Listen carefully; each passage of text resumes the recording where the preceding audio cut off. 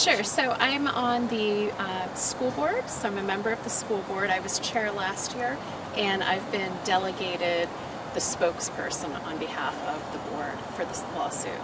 Amazing. So just a little bit, again, just for people that maybe don't know about the lawsuit or haven't been keeping up to date with it super thorough, can you give just kind of a brief description about why you guys joined in on the lawsuit, how that started, the reason for the lawsuit and things like that, up to leading to where we are today? Sure. So on Valentine's Day earlier this year, February 14th, all the school districts across the country received what's called a Dear Colleague letter. And that's a letter from the Department of Education that threatened to withhold funding from any education institutions that were teaching what the department considered to be impermissible practices like diversity, equity, and inclusion as one example. And there was some vagueness around what that meant in terms of what would be prohibited and what wouldn't be. There were also concerns. It was followed up by a certification requirement where school districts would have to certify that they were in compliance. But the department's interpretation of the law on these issues was markedly different than prior departments of education. So again, there was some vagueness as to what that meant for school districts, what we are allowed to teach, what we're allowed to do.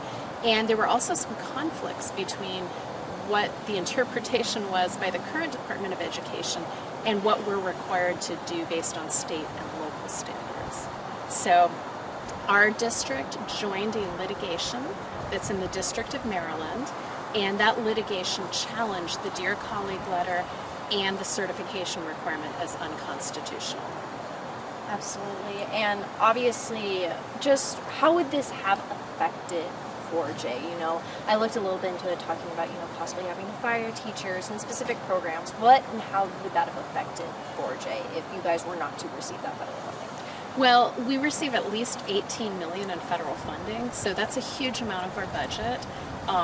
It includes a lot of the budget that we use for students with disabilities, for example, lots of other programming that we do. So you could be faced with basically a choice on one hand of do you try and interpret the guidance to restrict anything that could possibly run afoul of this department's interpretation, which could affect even how we teach history, how we provide emotional social learning, how we provide lots of different supports to students, and whether we comply with state laws in terms of what we have to teach. For example, tribal history.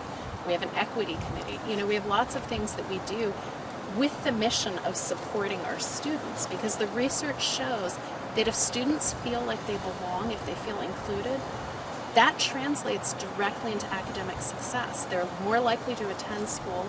They're more likely to do better at school. And that's not even just for the students that receive the supports. That's for students generally in school systems that can create that sense of belonging and inclusivity. And so to dial that back really goes against not only our mission, but it goes against, the ability of professionals working in these schools to provide students with the supports that they need. And so putting us in the position of, do we teach history honestly?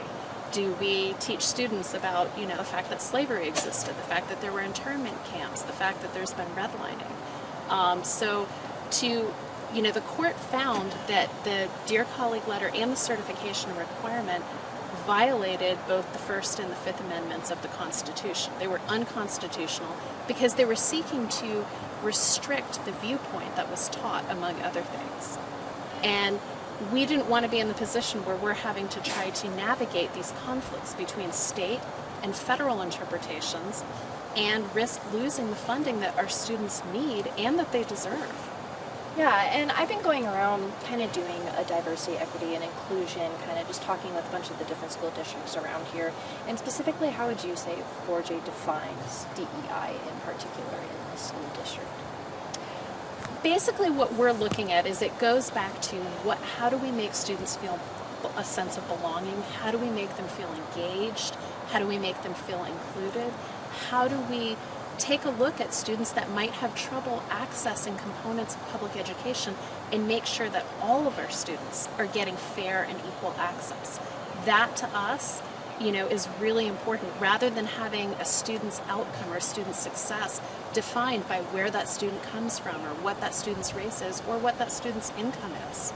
Yeah, absolutely. And obviously you went in a little bit about the decision that happened yesterday. Just how is this gonna, affect 4J going forward? Is there any next steps that need to be taken at all, or is it kind of, are we at a, an achievement level now that this came back from the Department of Education and what's going to happen? Well, any decision can be appealed, so I don't want to speculate as to what could happen there. But at this point, the court has vacated both the Dear Colleague letter and the certification requirement as unconstitutional. So we're thrilled with that result. What it means is that we can go back to really focusing on our mission, which is helping students succeed and thrive and be successful academically. That's where we want our focus to be. And so the court's ruling really lets us do that without the fear of losing federal funding. And more importantly, I think it also helps all the other school districts too, because not every school district is in a position to be able to challenge this. And so having the court's result, I think, is a tremendous win for public education in general. I just want to know specifically, how much work did 4J put into this? Obviously, you guys are a school district. You want to focus on, running your schools, making sure students are getting the education they need. Was this obviously necessary, but kind of, something that just kind of had to be added on for you guys? Was that like a problem at all, or was it, just that dedication to make sure that this went through? Like, there was no thought behind it that this was what you guys needed to do? I think our district and our school board thought that this was a really important step to take. And so, people really dedicated the time that needed to be done. And I have to have a huge shout out, not just our general counsel was a huge part of it, our leadership team, but also our attorneys at Democracy Forward, who represented the school district pro bono, free of charge. So the school did not incur any litigation costs in being able to challenge, these agency decisions. That's amazing. And going a little into depth specifically on, like you said, it could be appealed. You don't know. There's still kind of like we are going forward with this, but this is, something that could happen. Do you know for sure as of the moment you guys are for sure getting that funding back, no questions asked, or are you still kind of, again, thinking about that process that could happen? Well, funding happens year by year. So every year that you don't have your funding challenged is a good result. So what could happen in a year or 2 years, I don't know. But for right now, our goal is really to preserve as many funding sources as possible. That's what our students need. Frankly, we want to see more funding in public education, not less. Well, I think that's all the questions that I have. If there's anything else you want to add about the topic that we didn't discuss, just trying to make it so that, the general public understands, again, the nitty-gritty bits that, you as an attorney would understand. Sure. I think that, what the court really looked at is what was the impact of what these agency directives were doing. And the court concluded that there was so much vagueness in them that it really left schools at a loss. And the problem with that is it has a chilling impact, because someone says, well, I don't really know what's going to potentially make me lose funding, so maybe I won't teach slavery, or maybe I'll try to find ways not to provide these supports, even though I think my students need them. And that's a really dangerous place to be for public education. We are supposed to teach critical thinking skills, and we're supposed to make students feel included and as though they belong. We want them to want to come to school. So I think the court's decision is a huge win for public schools across the country, and it certainly is for us. Absolutely. I know just from my teachers back in my school district, there was a lot of stuff that wasn't in our school books that they had to teach themselves and bring out their own pocket to be able to, be able to teach. Like, one of them that my history teacher was like, we don't have any topics about Emmett Till. I'm going to teach that to you. I bought books about this out of my own budget so I can teach you guys. So it's great to see that this money is coming back to you guys. Yeah, absolutely. We know that teachers aren't in it for the money. School staff are in it because they care about students. They want them to learn. They want them to be successful. And like you, I also had a lot of aspects of American history that I didn't learn in school. They weren't in our textbooks. I didn't learn about them until I went to college.